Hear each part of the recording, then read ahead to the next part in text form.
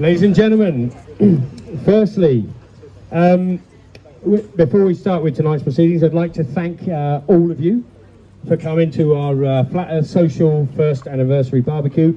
We started off in Swanage a year ago. There was quite a few people, then it went down to 4 people. And such is the benefit of social media and things like David Weiss's Flat Earth app, that people can communicate and come together. So we're really proud to host this event with all of you lovely, wonderful people tonight. So thanks for coming, thanks for supporting it, and we hope you have a good time. Now, Flat Earth is a divine knowledge. So for those Flat Earthers among us, I think it's a very special time that we're all approaching. And obviously things like this connect with millions of us across the plane. Now, before we start, just a precautionary thing. I'd like to thank Scott, to be fair, for doing all the work that you see. I'd also like to thank Lisa, my wife, who does all the coordinating. And of course, again, thank you for all coming and what we have created here. I'd like to thank Becca from the pub, who's allowed us to put on these events. And a quick shout out to Martin Liedker. Is he in the house? From Flat Earth British. He was in the house. He is here. He's going to be presenting in November. And obviously, we've had a couple of messages from Mark Sargent and David Weiss wishing us well for this evening. Now, next month, don't want to be too early. Next month, we have a free event, no tickets. This is the only ticket event we're doing. The only reason we did a ticket event is because of the food. That is all. Next month we have the wonderful Mark Devlin. It's a free event. It starts at 7 o'clock. It is on the last Tuesday of August, which I think is the 27th. Don't quote me. 29th, in fact. Thank you from the audience. Tonight is a paid event. Everything else, like I say, is a donation event. We do have a donations box if you want to help us put on things like this. You don't have to. Now, a couple of things. If you've not signed up to our email, please come and see us at some point so you can keep in touch with all the events that we're going to be putting on in the future. We have a YouTube channel where we put all this sort of stuff on and other content as well. Flat Earth Social on YouTube. Now, without further ado, please give a warm welcome for the one and only Allegedly Dave.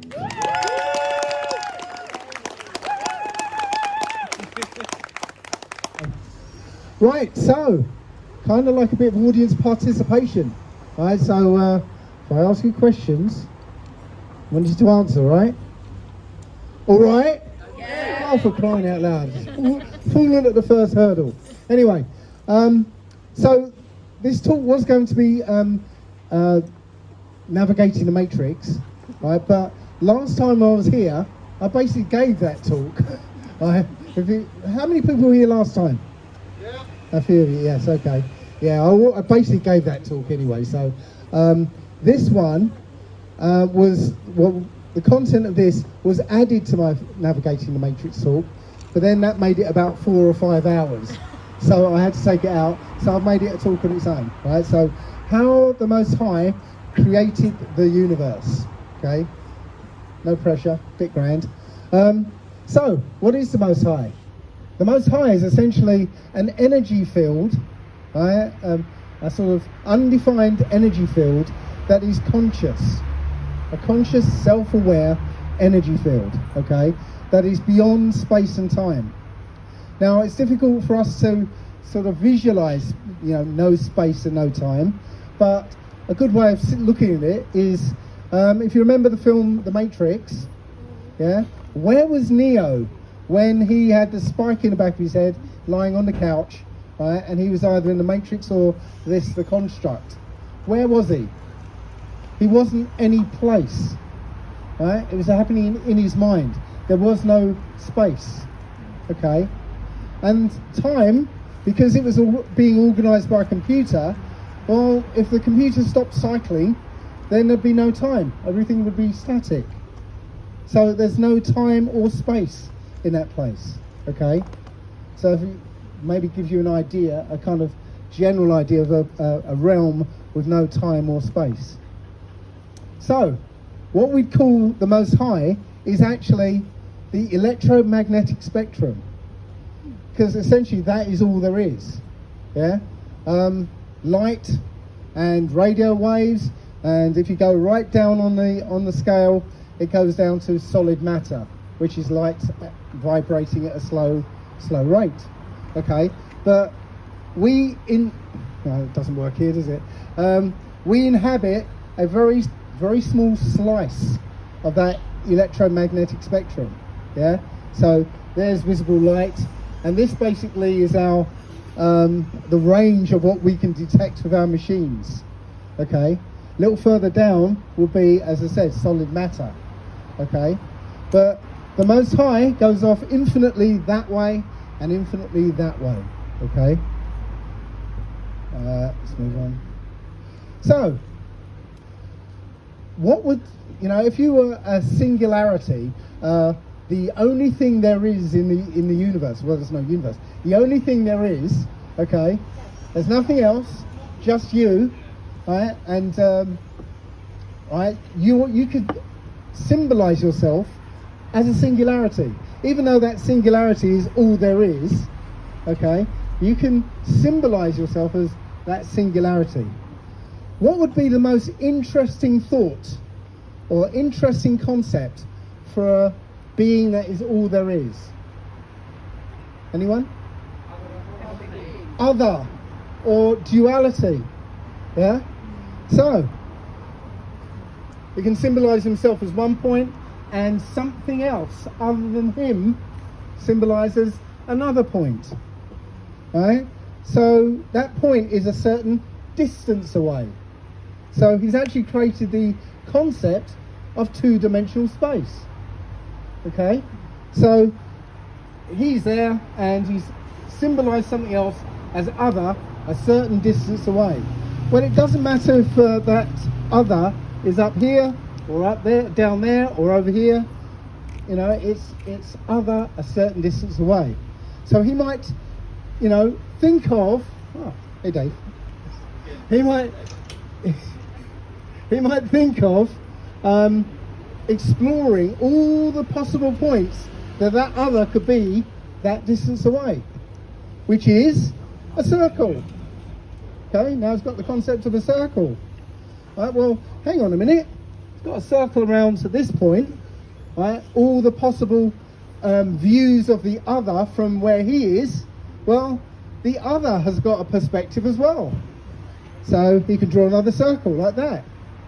And now we've got this idea of a vesica Pisces, it's called. This intersection in the middle is called the vesica Pisces. Right? But in that vesica Pisces, you've got other points like where it crosses over here, where it crosses over here. And you can think of a line that goes from that top bit through that point and touching a point on that circle. Yeah, so you've got the idea of two-dimensional geometry. Yeah, all two-dimensional geometry starts with an equilateral triangle. Okay, and interestingly, look, you've got the equilateral triangle there, and you've got another one embedded in it upside down. Remember that, because that's going to come up again. But as I said, you've got new points to start with now, so you can keep drawing circles.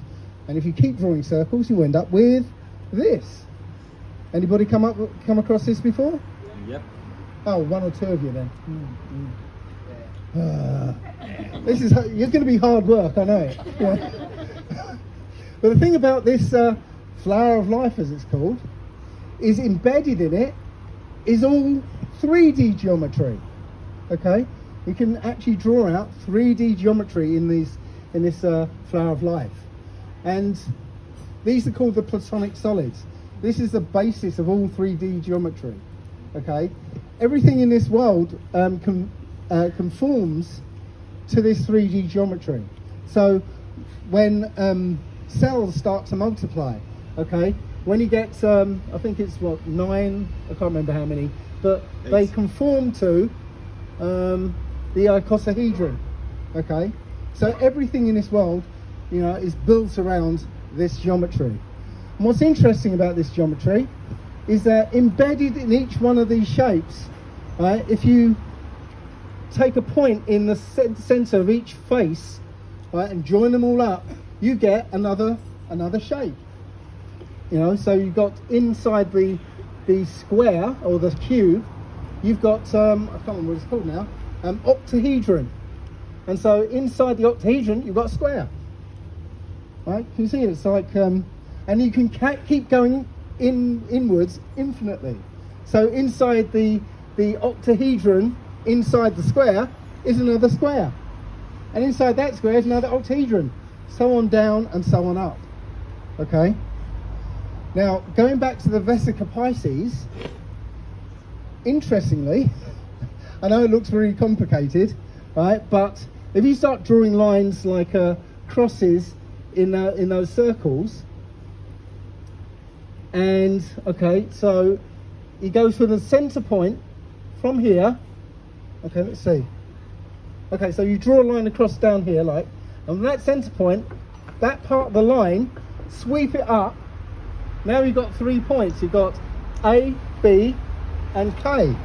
Okay, so look, AB is, if you make that 1, BK or sorry, AK is 1.618. Anybody hear that number before? 1.618. Okay, bear that number in mind. We're going to come back to it. Okay, so if you actually start making boxes, so again, this is 1, and you make a square, right, and you continue this one and make a box around that, you get, all right, and you get this shape where you've got a square and a rectangle next to it. But then in that rectangle, you can make a square and a rectangle next to it, and so on down. Okay, and eventually you can make a spiral when you start sort of put a curve in each box. It starts to make this very specific spiral.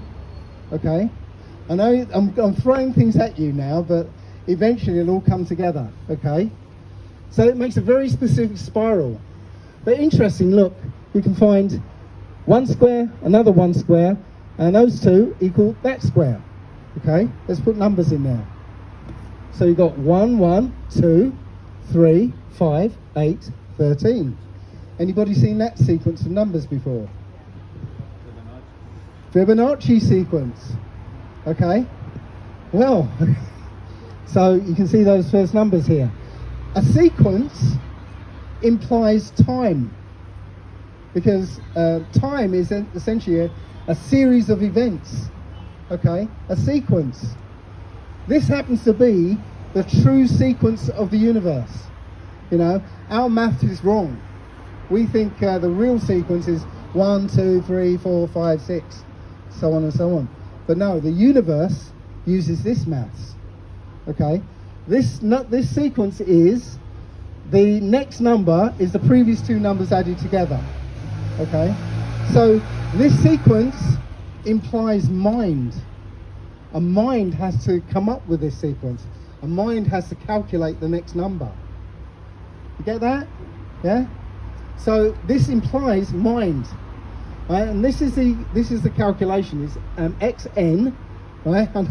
Might be confusing. Xn equals xn minus 1. So that number equals this number plus this number. Okay, that's all it says. Okay, but this implies time. It turns out that time actually follows this pattern. Okay, this Fibonacci sequence, because this is a software on the trading floor. Okay, now the traders know that in a Fibonacci period, okay, the same events happen in the next Fibonacci period, but stretch out over a longer period. Okay, so the same events that happen here will happen here, but stretched out, and so on. Happen here, but stretched out, and so on, and so on, and so on. Okay, so they can actually trade according to the Fibonacci sequence, right? Because time follows that sequence. Now, when I was a computer programmer, the very first little application I did had a calendar in it, and so I coded this calendar, and I thought, well, every 4 years is a leap year, right?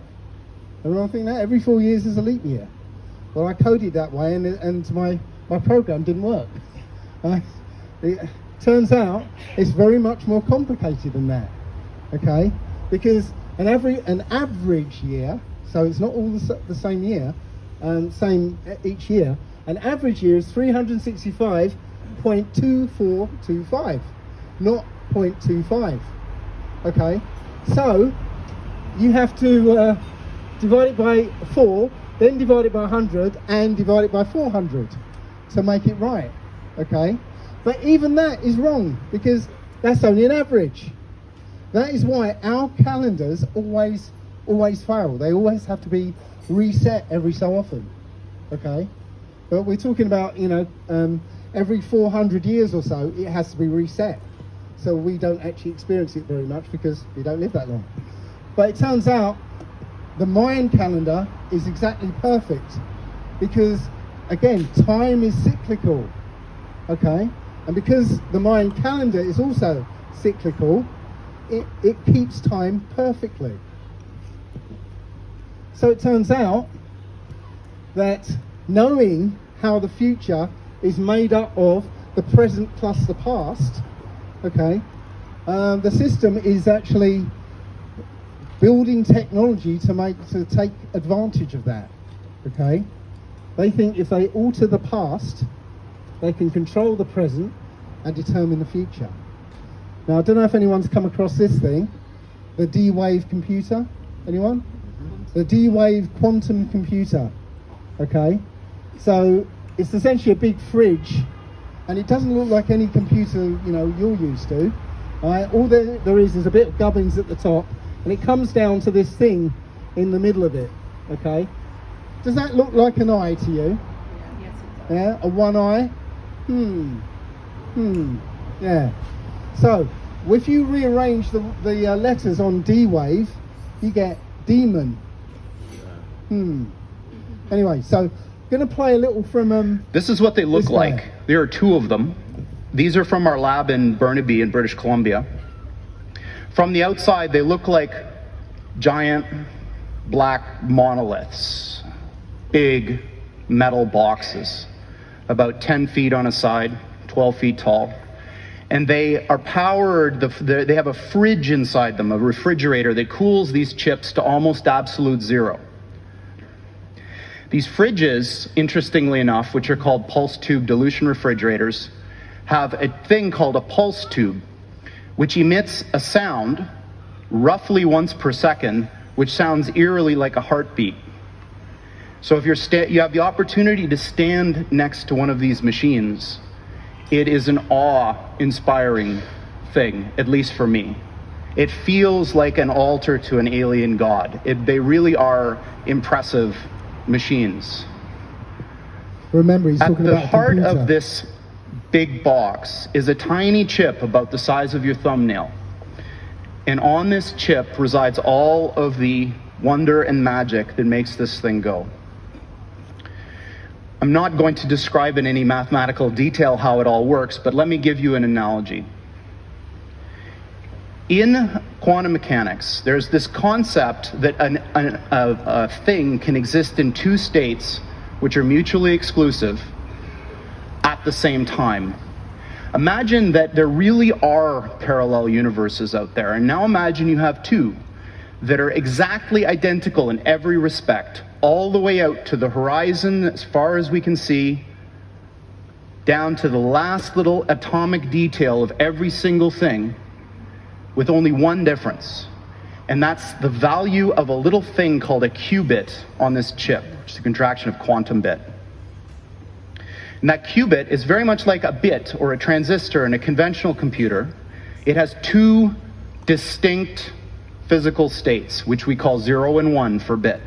In a conventional computer, these are mutually exclusive. That device is either one or the other, never anything else. In a quantum computer, that device can be in this strange situation where these 2 parallel universes have a nexus, a point in space where they overlap. And if we're smart enough, we can dive into them and grab their resources and pull them back into ours to make an effect in our world. notice he said at the end, to make an effect in our world. Okay, this is a computer, right? He didn't say to calculate this or figure this out, to make an effect in our world, right? So he's saying about parallel universes. I don't think there are parallel universes. I think there is only one. I think there are infinite probabilities though, okay? So for every moment, there's an infinity of probabilities, right, that could come into being, but only one of them gets collapsed into reality, okay? Now I think what they're doing is going back, pulling in a different probability into this world to have an effect. And that effect is a different probability is collapsed, so the past is changed, right, in their to their benefit, and we see sort of ripples, little ripples of changes because of that one event that's changed. So some of you might be aware of the Mandela effect. Anybody? Bueller? Yeah. Okay, the Mandela effect. Well, Mandela effect came about because a whole bunch of us, including me, remember Nelson Mandela dying in prison, right? And then a few months later he came out and became president of the country. But a load of us were like, well, hang on, what's going on? I thought he died. Yeah. And then we started to realise there are other things in our reality that don't match up with our memory. Okay. Now, I've got Fruit of the Loom there, right? I remember it having a cornucopia. Right? In this reality, it never did. Never in their history did they ever have a cornucopia on their logo. Okay. Now, I was a big Star Wars fan. I even made a C-3PO fancy dress costume. So I pored over those pictures for hours and hours and hours on end. I don't remember C-3PO having a silver leg. Yeah? Anybody else remember that? No. In my reality, he was all gold. Okay. The Monopoly Man. In this reality, he doesn't have a monocle. Okay. I remember him with a monocle, you know. And Looney Tunes, cartoons, yeah. But no, it's Looney Tunes, yeah. Anybody remember Moonraker, the film Moonraker, yeah, with Jaws, yeah? There was a big joke in that film, right? Jaws meets this little blonde girl with pigtails, and he smiles at her, and he's got these big metal teeth, right? And she smiles back, and she's got braces on her teeth. They fall in love instantly and walk off into the sunset. Big joke. Now she never had braces. Now that joke falls flat. There's no point to it now. But this is what I think they're actually, again, pulling in a different probability and collapsing that into reality to have an effect in our world. Turns out we can alter the past too. Okay, there's been experiments where they've got a random number generator that spits out a sequence of ones and zeros. Let's say it does 1,000 ones and zeros. 500, roughly 500 will be zeros, roughly 500 will be ones. But they got a meditator to meditate on producing more zeros and ones, okay, as the machine was churning them out, and the result was significantly more zeros and ones. But it's not even bound in time because they made the machine, do a run of numbers. They sealed the results in an envelope without looking at them, okay, and gave it to a meditator 10 years after the event. And he was to meditate on it producing more ones and zeros. When they opened it up, significantly more ones and zeros. Yeah? So we can, again, essentially reach into the past and make a change. It's not actually reaching into the past because there's no time, right? There is no time, right?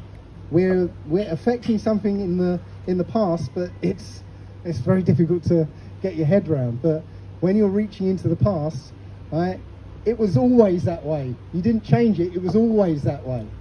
Okay, very difficult concept to get, right? But think of it this way: Have anybody manifested a car parking space? Anybody? Yeah? Does it work? Absolutely it works. Yeah? But maybe you got to think about how it works, right?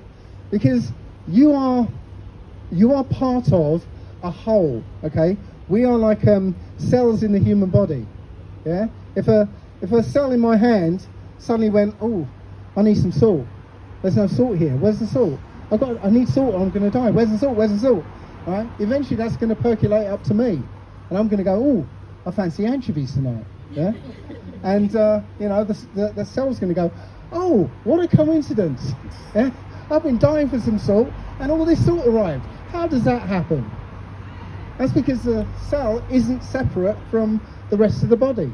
And when that cell needs something, the whole body responds. Okay? We are not separate from this body. We are like cells making up a larger body. Okay? And when you need something, the body is going to respond. Okay? Now how this... Oops. Have I been pressing this button without knowing it? Yeah. So, how this body responds... So when you ask for a car parking space, right, the person who's in that parking space... Well, let me step back a second. All through your life, you make decisions. You know, tiny ones, big ones, whatever. And just before you make that decision, there's a period of uncertainty. Okay? I think the Most High works in that period of uncertainty. It's like having that sealed envelope with the results in. Until it's looked at, it's in an uncertain state. Okay? So, all through your life, you've got periods of uncertainty.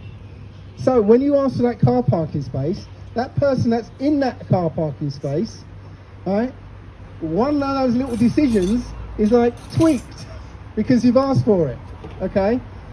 So it might have been something happened 10 years in the past, right, that led him to leave that car parking space just when you arrived. Does that make any sense? Yeah?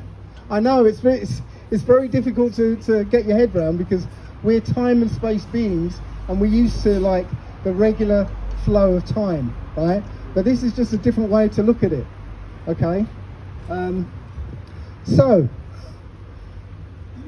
done it again. I keep doing it.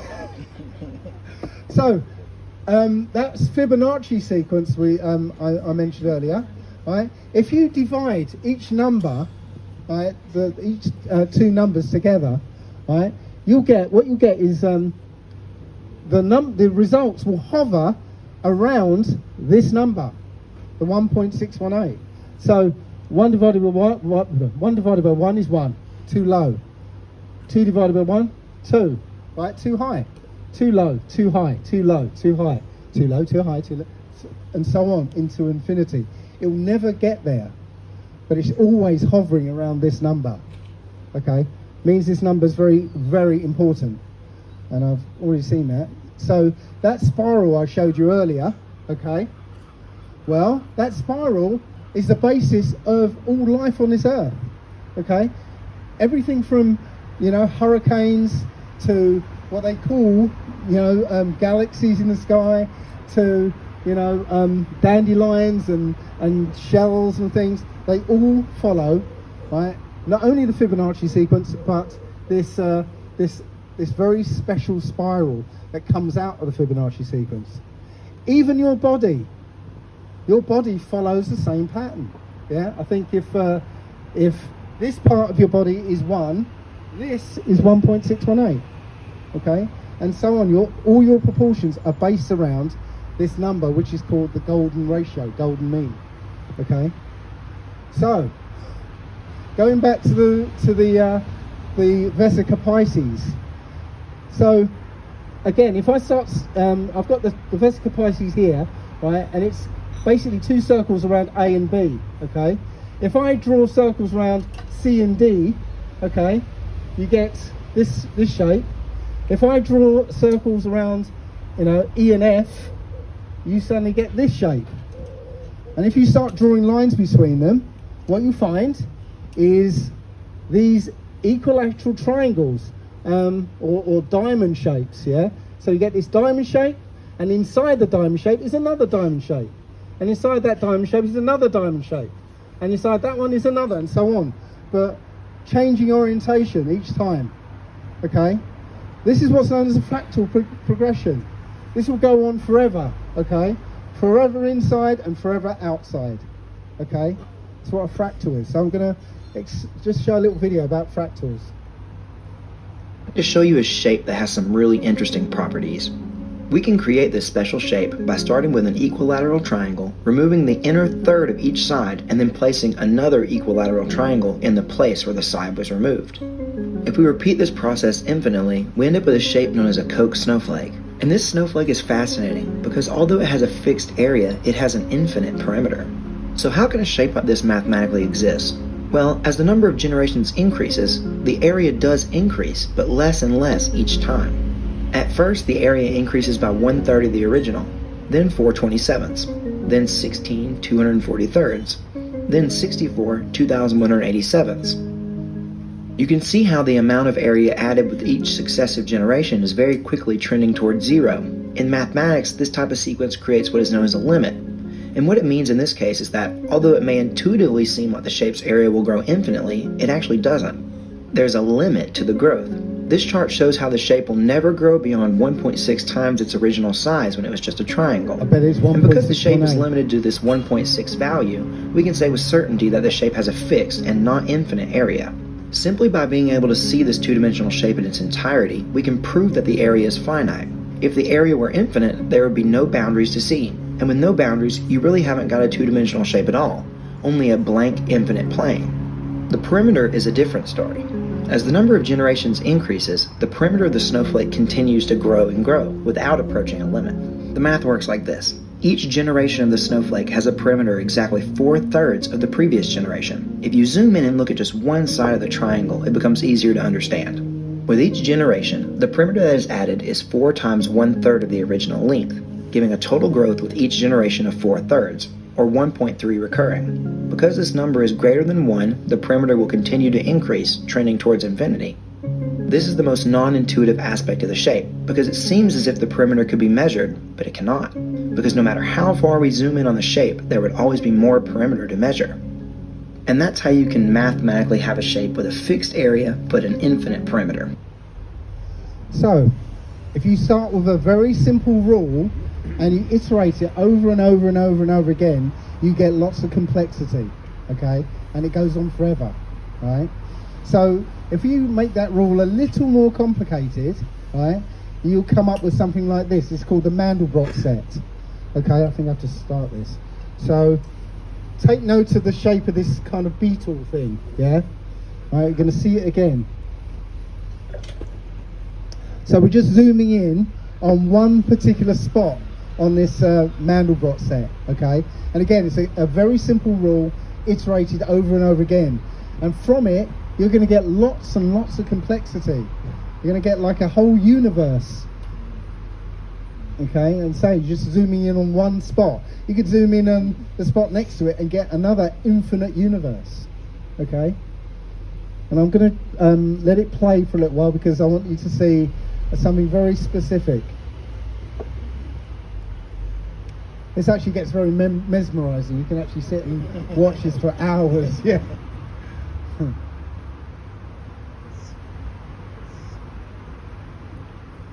Again, just a very, very simple rule, just like the last one, yeah, but iterated over and over again.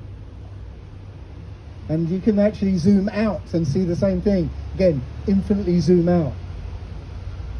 And I think we're coming up to the part I'm looking for, I think.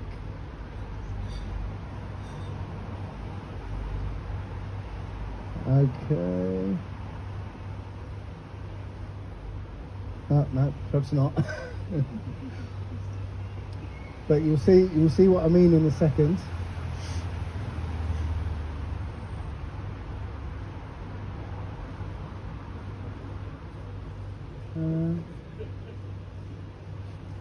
There we go.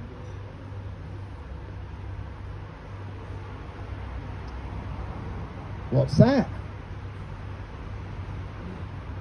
It's the exact beetle shape again, right? But if you remember, now it's in a different orientation. The other one before was pointing that way, okay? Is that the same one? Is that actually the same one? It's an odd question. But it turns out that these fractals that we can generate mirror what's in our real world. Okay, so we can, using the same sort of rule set, we can create what looks like lightning. And if you do a three-dimensional fractal here, it looks exactly like, I think it's called Romanesque, was it cabbage or something? Broccoli, Romanesque broccoli, yeah. And it also turns out that when a game designer makes a 3D game, he uses fractals to actually generate the scenery, okay? Because, I don't need to talk and let the thing tell you. So, this scenery looks very realistic, yeah? But there's no way that a computer can store every single detail of that landscape in memory, yeah? It'd be see, I don't have to say anything, yeah? It would take a massive amount of disk space, and it'd be impossible to render in real time, yeah? But all this detail is being generated with fractals, okay? Just like that scenery, in that Mandelbrot set, okay? So, when you look at a coastline, for instance, from, 10 miles up, right? Then you look at the same coastline from 5 miles up, then from 1 mile up. It will look roughly the same, okay? Right? This is our world. Our world is built on fractals, okay? Has anybody heard of the coastline paradox? The coastline paradox is, if you were to measure this country, okay, and you had a measuring stick which was 100 kilometers long, right? You can make an approximation of the country, and it might come out at 2,800 kilometers, in perimeter. If you made that measuring stick half the size, 50 kilometers long, you get a more accurate view of the country, but the length now becomes 3,400 kilometers. If you make that measuring stick 100 meters, now you've got a very accurate view of the country, but now the length is 17,000 kilometers. The smaller you make that measuring stick, the more the perimeter it goes towards infinity, okay? And if you think about it, try, making that measuring stick a foot long, yeah, and go down to the beach. How do you measure the country there? Because it's always moving, because as the waves come in. But even if you go down to make it like a couple of atoms long, right? The atoms, they're always moving. So you can't, it's infinite. You can't actually measure it, okay? So you can have a fixed area but with an infinite perimeter. And also I think you can have the other way round as well. We'll get to that in a little while. There's also no such thing as randomness in this universe, okay? Don't know if anyone's seen this experiment. It's called the ink and glycerin experiment. So you've got a little tub of glycerin, and it's got a handle on the top, and he's just injecting blobs of ink into that glycerin.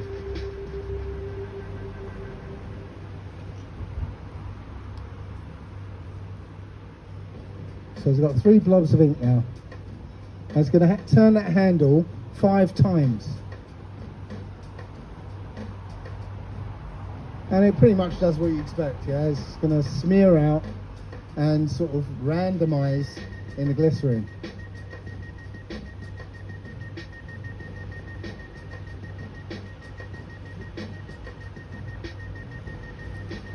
I didn't keep count, so... But I think he does it 5 times. Now it's going to turn it back 5 times. You can already guess where it's going with this.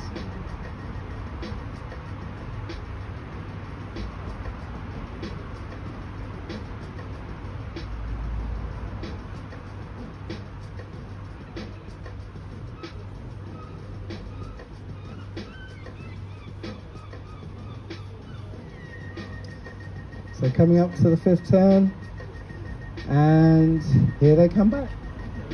Yeah? So there is no such thing as randomness, just a deeper level of of order, right? I mean, the same thing would work with water, except there's more variables there, okay? But even if you drop some, ink in water, it looks like it's randomized, but, it's just a deeper level of order that we can't fathom. But if you take some of the variables away, right, using glycerin instead of water, you can see it's not random. So that unlimited energy field of the Most High, plus information about this world, right, results in a kind of structured energy field, okay?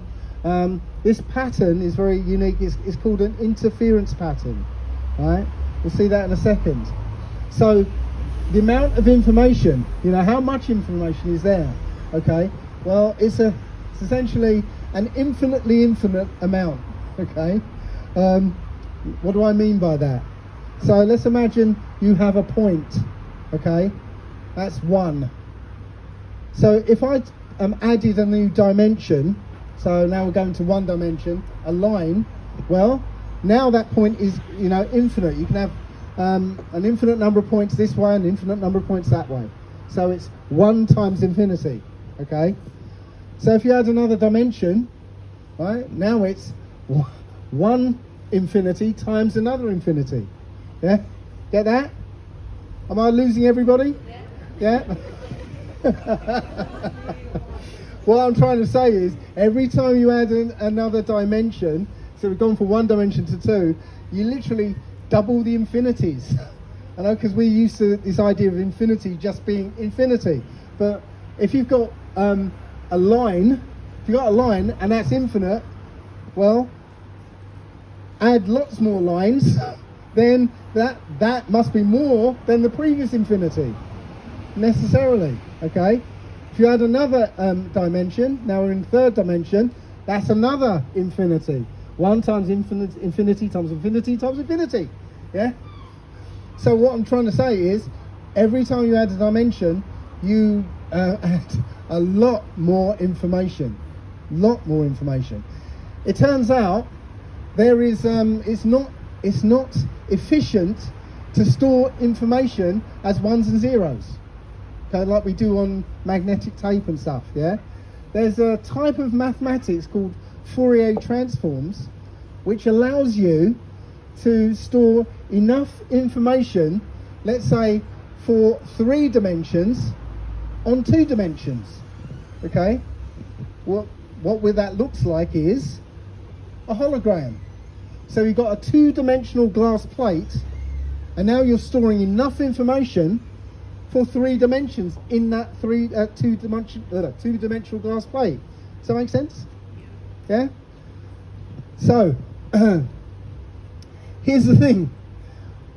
Our universe is a hologram, okay? Because if I can create this with just light, right? The Most High can create this with just light, okay? So, it's not just a static image that we've got here, right? We have a say in this world. Yeah, we have an effect on this world. Has anybody come across the double slit experiment? Yeah. The idea is that you put 2 slits, fire a light at it, right? It will give you an interference pattern on the wall. But if you look at the, which slit the light goes through, it suddenly turns into 2 lines. You stop looking, it goes back to interference pattern. The act of looking affects the way the light goes. So you've got this, when you've got a holographic plate, when you've got a hologram on that plate, if you look at it without laser light, it will look like this. Doesn't look like anything, just interference patterns.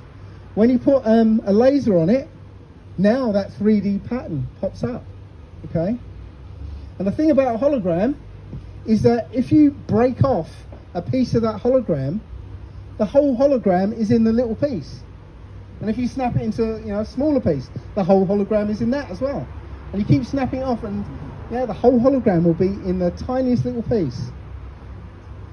In everything in this world, the whole universe is in it. So you pick up a grain of sand, the whole universe is in that grain of sand.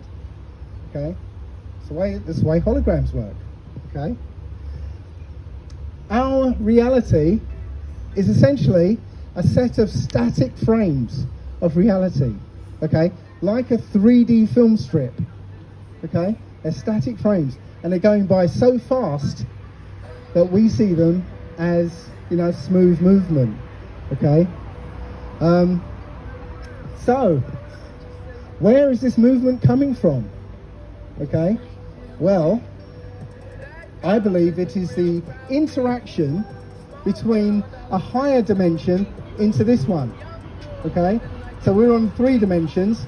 A 4th dimension is interacting with this one. Okay, and we're seeing it as movement. We call that time the 4th dimension. I think it kind of is. So let's take it down to, you know, a dimension below. All right, we're looking at flatland, which is 2-dimensional creatures encountering a 3-dimensional object. Let's look at our square protagonist's world. Flatland is populated by geometric shapes ranging from isosceles triangles to equilateral triangles to squares, pentagons, hexagons, all the way up to circles. These shapes are all scurrying around a flat world, living their flat lives. They have a single eye on the front of their faces, and let's see what the world looks like from their perspective. What they see is essentially one dimension, a line. But in Abbott's Flatland, closer objects are brighter, and that's how they see depth. So a triangle looks different from a square, looks different from a circle, and so on. Their brains cannot comprehend the 3rd dimension. In fact, they vehemently deny its existence, because it's simply not part of their world or experience. But all they need, as it turns out, is a little boost. One day, a sphere shows up in Flatland to visit our square hero. Here's what it looks like when the sphere passes through Flatland from the square's perspective. And this blows his little square mind. Then, the sphere So, as that sphere went through that 2-dimensional world, it was like movement, right? It starts off as a little dot, and as it goes through, it expands, and it gets to its widest point, and then it shrinks again. So if I was to put my hand through that world, what that flat creature would see is, you know, 4 points of 4 circles appear, get wider and wider, then a 5th one will join it, and then they'll merge into an oval shape. Get that? As it goes through. So let's look at you know, these dimensions. So we look at a square in 2 dimensions. Okay, obviously it's a square. A 3 dimensions here is a cube, but we're looking at this on 2 dimensions here, aren't we? Right? So this obviously isn't a cube. This is the shadow of a cube in 3 dimensions. So if I was holding a cube here and the light was shining, it would make this shape on the flat surface here. Yeah. Now this is where it gets very difficult, right? So this shape is a cube, a 4-dimensional cube, but it's a shadow of this 4th dimension. Right? So imagine if I was holding that shape in front of you here, okay? That would be the shadow of a 4th dimension. We can't even imagine what that would look like, right? But we would see the shadow as a 3-dimensional object that was doing that. Does that make sense? Yeah, but that extra dimension, right, looks to us as movement. Okay, so a 4th dimension intersecting with this world looks like movement. Okay, so I know I'm burning people's minds out here, I know. But when you think about all I've said so far, right, especially with the holographic part, remember, every piece of the hologram is in every piece. Yeah, the whole hologram is in every piece. So you can do things like this.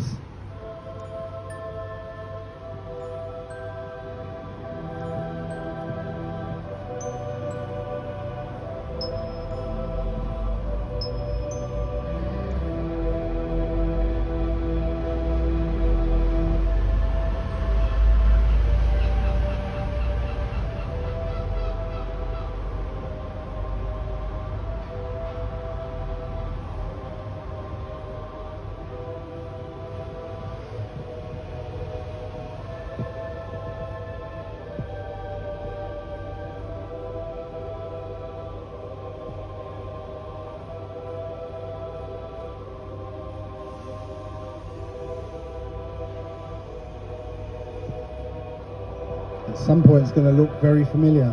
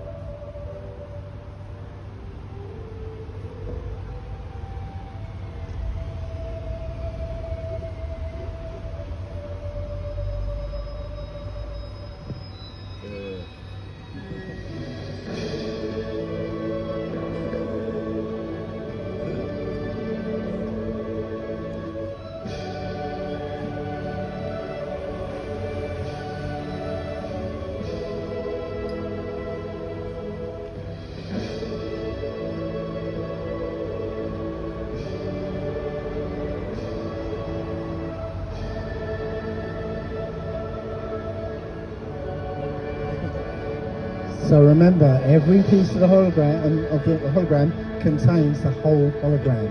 Yeah, and we are in a sealed universe. Okay, so very similar to what we saw with the Mandelbrot set there. Yeah, that's what we started with, and after zooming in, we got back to that. But hang on, this one's in a bit of a different orientation. Okay. Now, I had a silly idea when I was a child, okay? And when I was putting these slides together, that silly idea came back to me. So, here's the silly idea, okay? So, let's imagine I just built a super whizzy scanning electron microscope, right?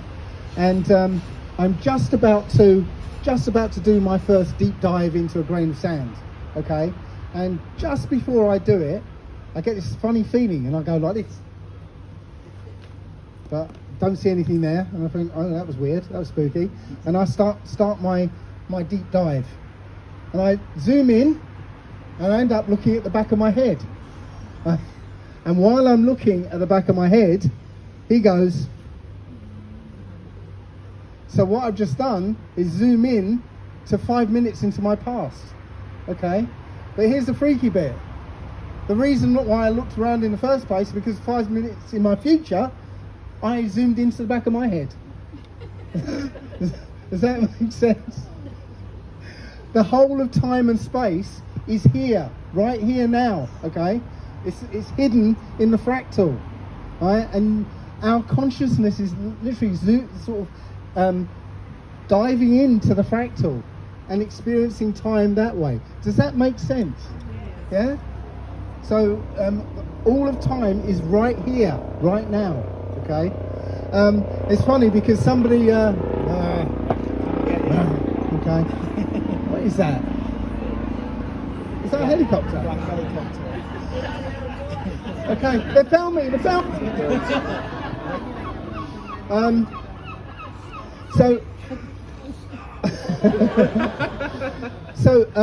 I keep getting these synchronicities, okay? So when I was talking about this online, and somebody said, you've got to go and watch Interstellar, okay? Because the Tesseract scene was exactly what I was talking about. So I decided to look at it, and I found, yes, it is what I was talking about. So I tried to get a screenshot of exactly the right moment I want to put into my talk. I kept missing it. So I had the sound down because Matthew McConaughey was going, I thought, no, I can't listen to that over again. So I turned the sound down. And I noticed that just before that little spot that I wanted to screenshot, Matthew McConaughey just shouts something. So I thought, okay, I'll wait for him to shout, and as soon as he shouts, I'll hit the button, okay? So I turned the sound up and I waited. And this is what happened. Oh, I've got quiet,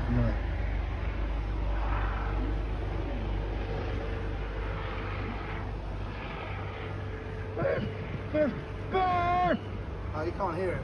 Anyway, he says, Murph! Which is my nickname at school, right?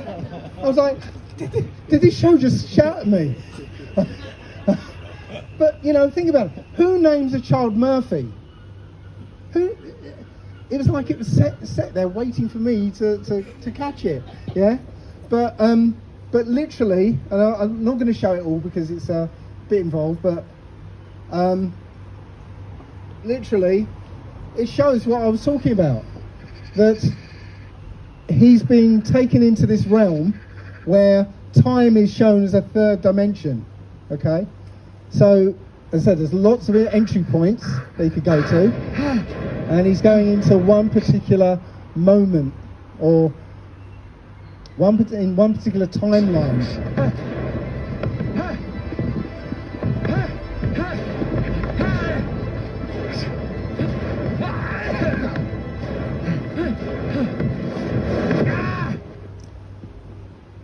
And that's it, it arrives at a particular moment in the time stream. You notice it was very fractal as he was going down. And now he's just peering at this one point in space and one point in the timeline. I'm not going to show the whole thing, but the whole thing is written right there in this film. So, again, I'm thinking about where we live, okay? What if we live in a bounded infinity, okay? What if the closer you get to the edge, right, the more you sort of delve into the fractal, the more space contracts, so that you know, you literally dive into the fractal. It's like if I'm measuring how far I'm away from this desk, okay? Let's say, okay, I wanted to halve the distance. Well, I halve it, okay? What if I halve it again? I halve it. And I keep halving it. If I keep doing that, I'll never reach the table, because there's always room for me to halve. Does that make sense? I can keep halving it to infinity, yeah? What if you imagine that is a road, and you're walking up that road, right? It looks like you're going down the road, but you never get to the end, yeah? What if we're not seeing a dome? What if it's actually like this, right? But as we look out further, space is contracting, so it looks like it's a dome. Does that make sense? That's all right. No, I'm going over the top with this. So when we look out into the universe, right, we see that the universe actually looks like brain cells. So what if when we look out into the universe, we're looking at the mind of the Most High from the inside? Yeah? The name of the Most High, right, it says in Exodus, right, Exodus 3:14, God said unto Moses, I am that I am. Yeah? And he said, thou shalt say unto the children of Israel, I am hath sent me unto you. Okay? So his name, in effect, is I am everything, everywhere, all at once. Yeah? So, who are you? Well, you're not gods, so some people saying that we're gods. No, we're not, okay? If you imagine Charles Dickens, right? Charles Dickens sits down to write a story, okay? First of all, he imagines a place, a setting. You know, 19th century London, it's foggy, cobblestones, horses and buggies and that sort of thing, okay? Then he populates that place with characters, okay? Gives them self-awareness and free will, and he writes down what they do, yeah? That's who you are. You are an aspect of the Most High. Your real name and your address is I am here and now. And that's it. Okay? Have I frightened everybody? Have I frightened everybody? I know it's a lot to take in, but did I frighten everyone?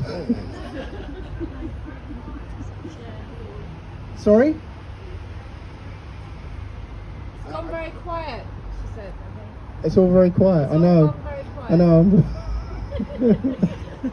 I think I've scared everybody. I think you blew their minds a little bit, Dave. Ladies and gentlemen, The mental Dave Murphy. Please Dave. Mental in the fact that I think he's slightly more evolved than most of us at this moment. Ladies and gentlemen, are there any questions you'd like to ask Dave on any of the stuff he said? Any of the things you're thinking of right now that maybe Dave can answer for you? Anything? Anybody? Hands, please. Lady here in the front. Yeah, it seemed. Oh. Sorry, there you go. Hello. Yeah, it seemed like you were going towards the Schrodinger's cat theory at one point, and I wondered if you were going to expound on that at all, because I watched an amazing play about Schrodinger's cat, and it blew my mind.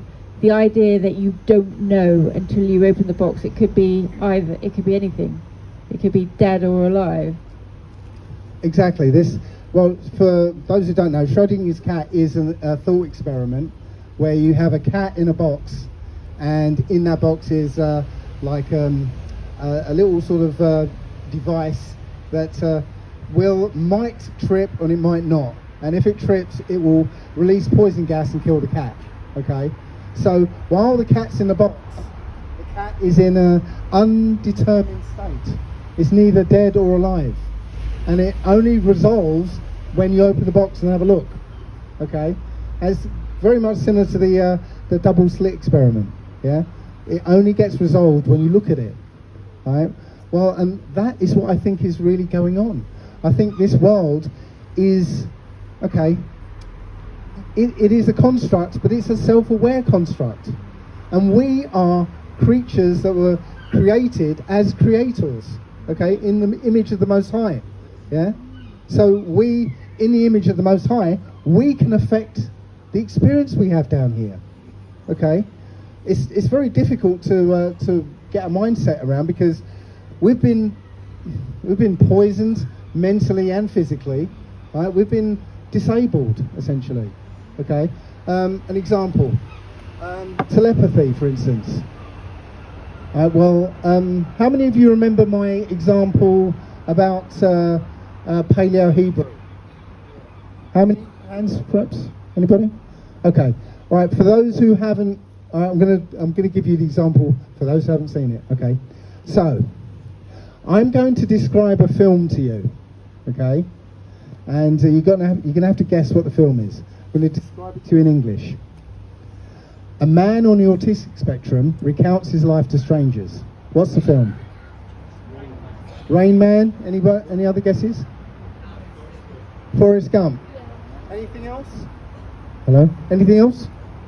All right. So, Rain Man and Forrest Gump. Right. So what happened there? In the left-hand side of your brain, right? You listen to the sounds I was making, right? You fetch the meanings that you were taught at school, and you compared that list of meanings to a list of films you'd seen, and you guessed at Forrest Gump and Rain Man. Right, so I'm not going to tell if you're right. I'm going to give you the same film in Paleo Hebrew.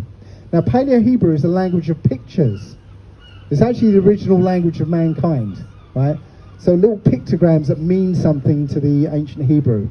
So I'm going to use emojis. Right? So shout out when you know it, okay? Right. Man running, a few trees, a park bench, a box of chocolates, a shrimp, and a boat.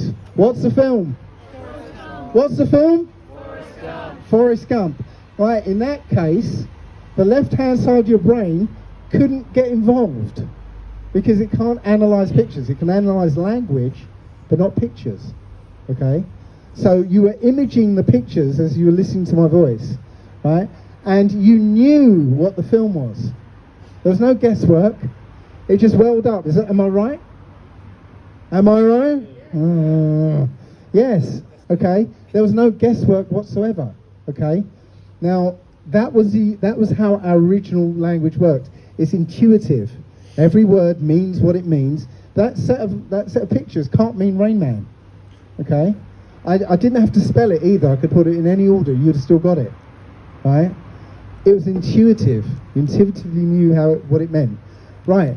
So we originally did not think in words. We used to think in pictures. Okay, that was our natural language. Now telepathy isn't hearing what somebody else is thinking. It's not hearing words. It is seeing what the other person means. Pictures. Okay? Now, if you really think about it, those times when you've had sort of shared telepathy, it was about a picture. You had a mental picture of what it was, and somebody picked up on it. Okay? So, anybody experienced something like telepathy? See what I mean? Yeah, you see what somebody means. It's right in the words. Okay? I did this experiment when I was doing, I've got a talk called Telepathy in a Complete Human. And when I was working on the talk, I did a little experiment with my wife. I said, right, I want you to think of an emotional event that happened in her life. And as soon as I finished talking, I knew what it was. Again, it was a picture, and she said it was when my daughter spilled coffee or something on her leg and burnt it, got third-degree burns, right? But it wasn't that. It was a car ride to the hospital. That was what she was thinking, and I got that picture. I knew it straight away. Okay, it wasn't words; it was pictures. So that's why we can't do it, because we've been disabled in this society with these weird languages. Okay, so I've gone off the topic a bit, but the point is that we are creators in this world. We've been disabled, and how we affect the world is that we collapse uncertainties because of what we request. We put some thought out there, and that thought has to turn into reality. As soon as you think of something, really, if you focus on something, right, it has to come into fruition in some form or another. Okay, and that act of focusing on something collapses, a waveform somewhere, which leads to that thing coming into fruition. Right? It's that uncertainty. All works in the uncertainty. Does that make any sense? Well, can I add to that? Because, I mean, I don't want to be controversial here, because I am the biggest flat earther since 2015. But it would make sense then that we are all creating our reality, and our reality is that the earth is flat. But if you have the reality that the earth is round, then everything will support that. And then if someone comes along and tells you, well, actually there's loads of evidence that it's flat, then that is competing with your reality, and so you're gonna attack that person. But their reality is just as full of proof as our reality. Right, but their reality is based on, right, lies. It seems to yes. us, yes, it seems like lies and Well, it is demonic. lies. We know, right? We can prove that they're lying to us. Okay. Yeah, we can. But that is our reality. It's proof that I mean, it's so obvious to us that they're lying to us. But for them, they can't even see that. And their Indeed. whole reality supports that. It's a more innocent worldview. Yes, but we can be fooled, can't we? Yeah, especially by. But we're living the reality of being fooled. And they're living a reality where they're not being fooled. We're not. No, We're not. they- living that reality. We're flat earthers. We're not living. No, I'm sorry, I got it the wrong way around. Right. So they are living a reality where for us they're being fooled, but for them they're living in a more innocent reality where there isn't this evil, demonic. Because they've lying. chosen to live that reality. All the information that we find, is available to them too. But Just maybe like there's COVID. two realities. There's infinite it's- reality. No, this is the thing. Everything is out there. Brainwashing. Oh, I would be the first to agree, because I was the most massive Trump supporter for a few years, and then now I'm not anymore because You got more information. Thank you. Thank you for that question. Can I just say as well, with the reality creation, for those of us, in my opinion, okay, if we are awake specifically to where we are, the flat Earth, we have a different vibrational frequency to other truthers, I believe.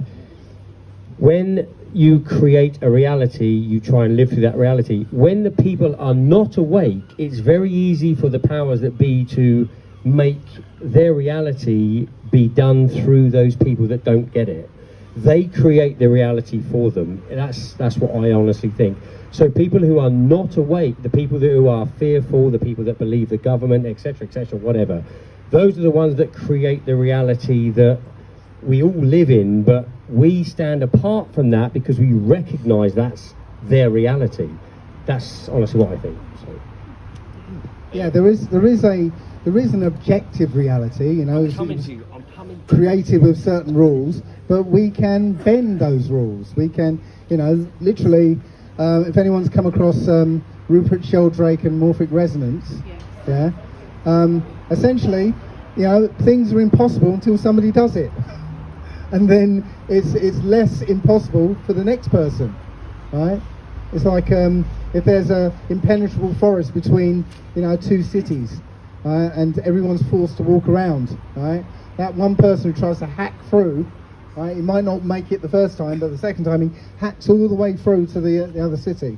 The next person coming along will go, oh, looks like a path through there, and they'll try and get through, and they'll find it easier to get through, and then that sort of path becomes a road, and then that road becomes the M25, and nobody can get through it. Yeah. Anyway, Maybe we got another question here.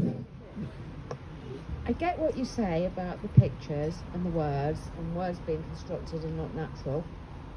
But what you've explained today, which I understand a little bit, was explained with numbers. I mean, is that what we should really be thinking in, or are numbers constructed, or...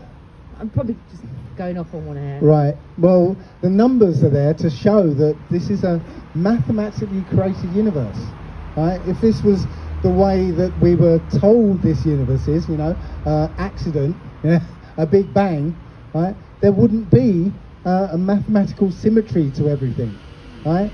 As you saw, every aspect of 3D reality is based on, you know, a sequence of numbers. Yeah, everything. You know, the way the leaves appear on that tree is according to the Fibonacci sequence. Yeah, the way you're shaped is according to everything. It means that somebody has organised this place, right? And again, as co-creators of it, right, we can have an effect on it. We are an aspect of the Most High, you know, in His image. So just as He can create this world, we can co-create it. So he sort of created the numbers, if that makes sense. And yeah, I think I get it. It's part of intelligent design. Yes. So the numbers are sort of basic, the mathematics is basic. Well, you saw I went from, you know, again, this was the Most High exploring Himself. There's nothing else to explore. So he's thinking, okay, I'm all there is. Well, what if there was something else? And what if that thing was, you know, this distance away? Ooh, distance. That's interesting. And okay, so where can, you know, with this distance thing, where else can he be? Oh, it could be here. Oh, hang on, that's a circle. Ooh, oh, I can draw another circle around this one, and so on. You can see it's like an exploration of himself. Yeah, I get right, that. resulting in this place. Excellent. Anybody else want to? Oh, we got one over there. Hold on. I feel like Annika Rice without the bum. Ben. You said about the Fibonacci sequence and how it creates every part of our bodies, right? So how does that work with dogs though?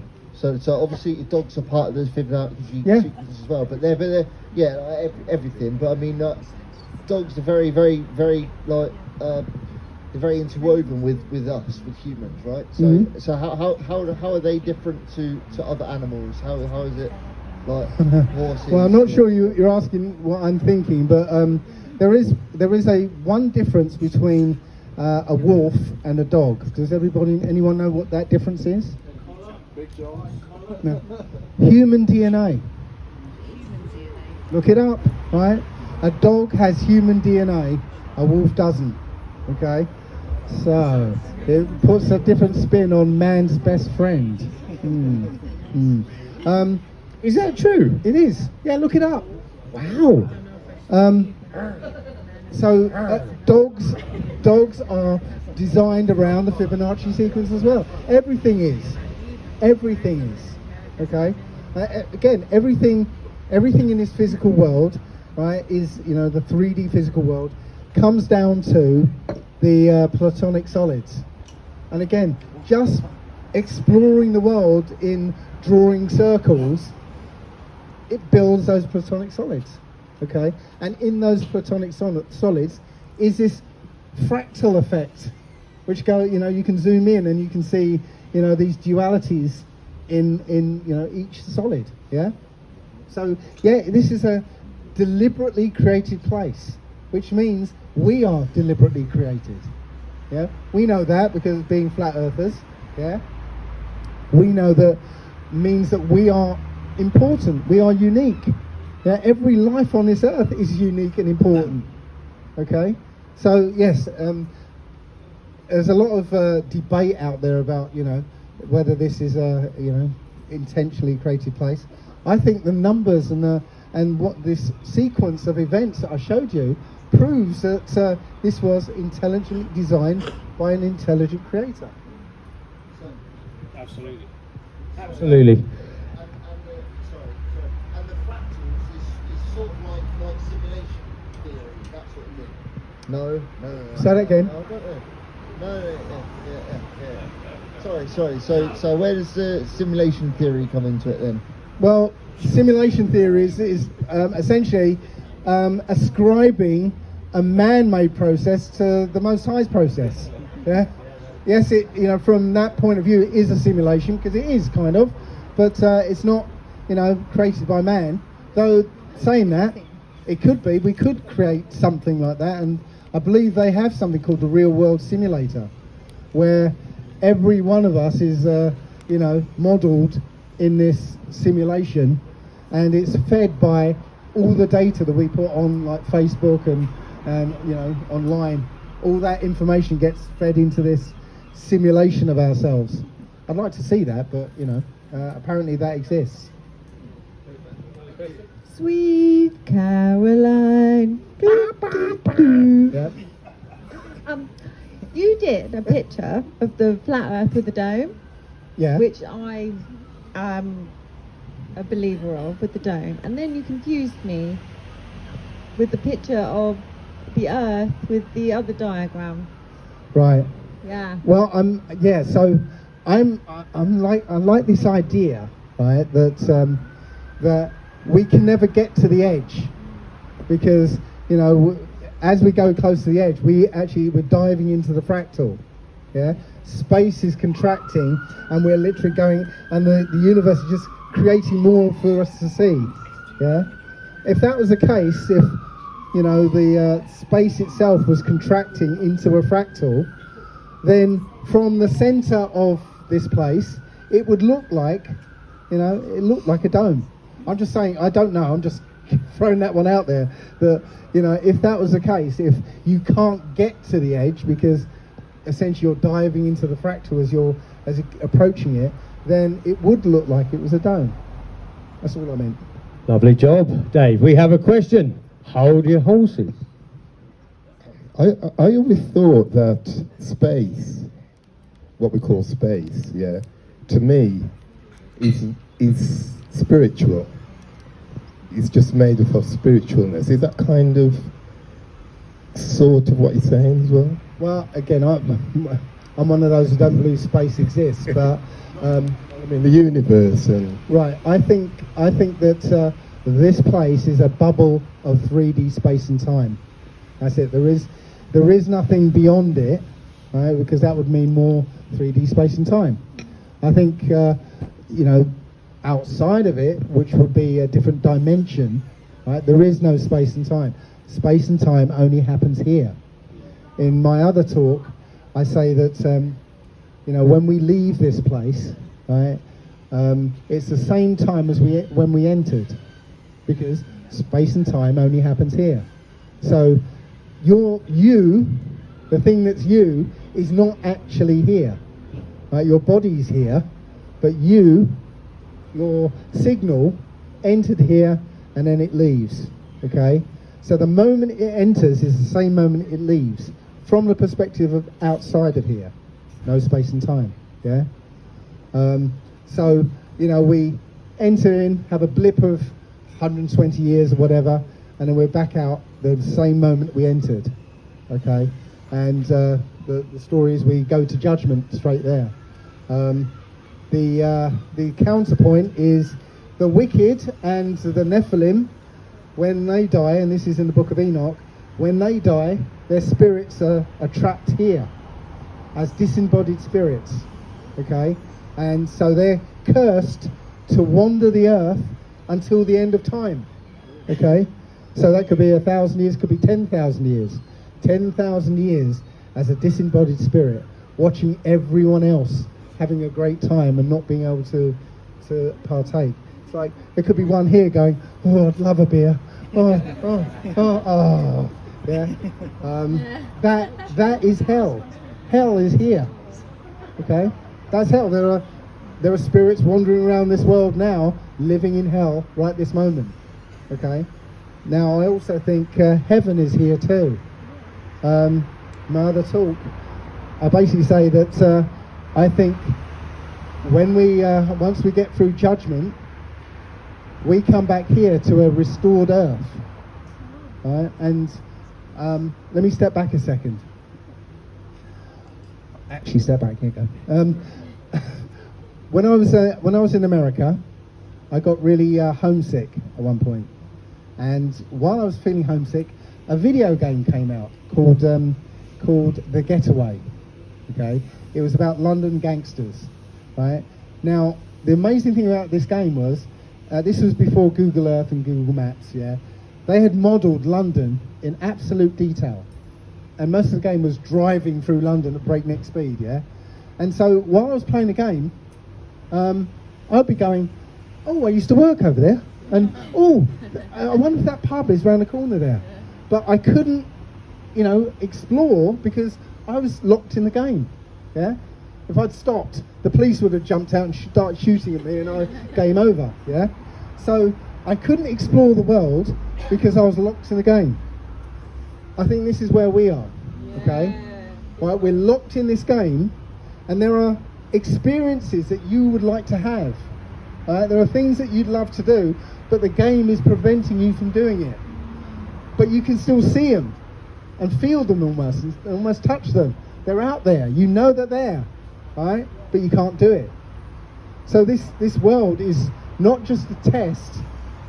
It's a preview of coming attractions. Okay? So I believe that once you get through judgment, you get to come back here, stay here as long as you like, have any experience you'd like to have, yeah, real or imagined, okay? And when you're done, you give up your individuality and go back to the Most High, so that the Most High can experience everything. That's the way I see it. Yeah. Very good. We have another question right here. Right here. Oh, it's a comment actually. Okay. My partner and a few of us have sort of delved into the Fibonacci and the Christa. Can you hear me now? Yeah. Sorry. My partner and a few of us have been delving into the Fibonacci and also the Christa code. And I just wanted to put something to you and wondered if other people had heard this. But we believe that the Fibonacci sequence is encoded into the Great Pyramid to hack the Matrix and actually cause the end of this simulated cycle, because the Tree of Life is actually the Daisy of Death. And so I've got some other stuff to back it, but I'll show it you. But it's just a thought process, and there's quite a lot surrounding it that we've looked into, but it just makes another view to discuss really. Okay, I've not heard of that at all. I particularly subscribe to the Old Testament, right? Because first of all, there's something about that book. If only it's the only book that's been with humanity in one form or another for the whole of human history. Yeah, there's something special about that book. Yes, they can translate it, mistranslate it, but the book remains. Okay. So I subscribe to what it says, and when you restore the books that were taken out of it, right, it tells you a rich story that is talking about today. I mean, I can point to stuff in that book that directly relates to what's going on in a very real way, even though it might not seem it if you don't understand it. An example is that it says in the last days, which are now, that the earth will be overspread by a three-headed eagle. Well, that sounds all poetic and airy-fairy in that, but when you realise that the eagle bloodline, right, is a particular bloodline that symbolise themselves with an eagle, and that's the bloodline that's in control of the world right now. Okay, now you can follow their eagle symbolism all over the world, wherever they've been. Okay, so you've got the Egyptian eagle, yeah, you've got the Greek two-headed eagle, you've got the Roman eagle, you've got the Nazi eagle. Where's the eagle today? USA, yeah. In the book of Obadiah, right, which is all about this bloodline in the last days, it says, "Though thou exalt thyself as the eagle, and set thy nest among the stars, then shall I bring you down." Who has set their nest among the stars? Anyone? No. America again, right? What was supposedly the first words from the moon, supposedly? Tranquility Base. The eagle has landed. Yeah? That is them setting their nest among the stars. We know they didn't go, but they set their nest among the stars. Yeah? So, what is a three-headed eagle? Well, it turns out this bloodline has three power centers. And we all know them, I think. Yeah? The Vatican City, which is a center of religious control of the world. City of London, which is a center of financial control of the world. And Washington, D.C., which is a center of military control of the world. That's a three-headed eagle, right? They're all controlled by the same bloodline, the eagle bloodline. Now, the book basically says, and I guess this is the good news, or bad, depending on where you live, that the middle head, which I'm saying is America, because it says the middle head which put the whole earth in fear, will disappear without a fight, disappear suddenly. I think America in the next 2 years is going to disappear suddenly. Okay, so you can quote me on that. I'll probably be wrong. Sorry? Not rapture. I actually think that America is going to disappear under lava, but that's my view. Okay. Oh, all right. Why? Dave, do the eclipses. I was going to say, okay. The reason why I believe that is according to the book, the sun, moon, and stars are signs and seasons. Okay. We know what the seasons are, but what are the signs? Well, an eclipse is a big sign in the sky. 1,000 years ago, if you saw an eclipse, you'd run because you knew something bad is going to come, right? So America had a big sign in the sky in 2017, right? The Great American Eclipse. That eclipse happened on August 21st, which was actually the 398th anniversary of when the slaves first arrived in America.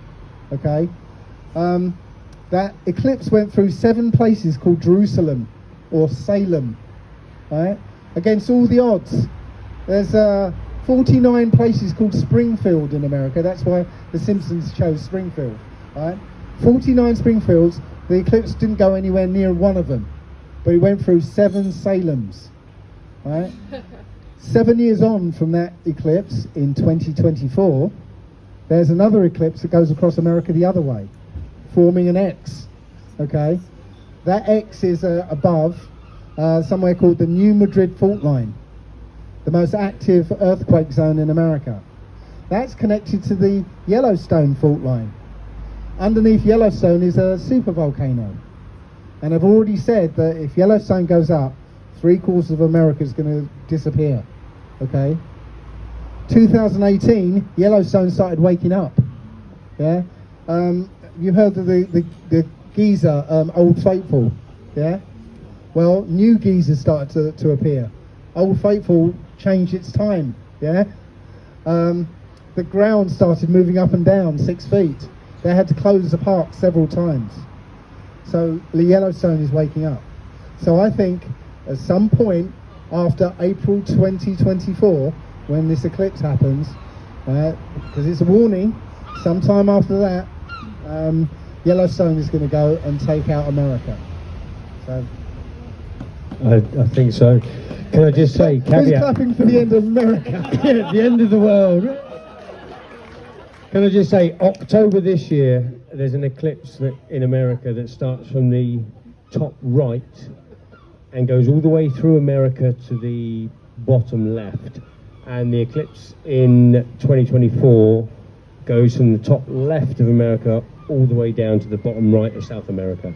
Yeah. Somewhere in the middle, it crosses, and that is where it's related to the New Madrid fault line. So I also have to say that, again, this is related to the 400 years of slavery. So the X in Paleo-Hebrew is means, well, it's the last letter of the alphabet, right? So it means the end, okay? And its numerical value is 400, right? So again, I don't think that's coincidental. yeah, but happy days, all right? Happy days. But yes, it's this is what I'm saying, that the Old Testament, right, and there's many more examples. The Old Testament won't give you dates, but it will give you signs to look for, right? And I've been seeing the signs for the last 5 years. So again, that book is here for a reason. Its actual name is the Book of Remembrance. Okay, it's not the Old Testament. It was called the Book of Remembrance, and it's there to remind us, right, of who we are and who our Most High is.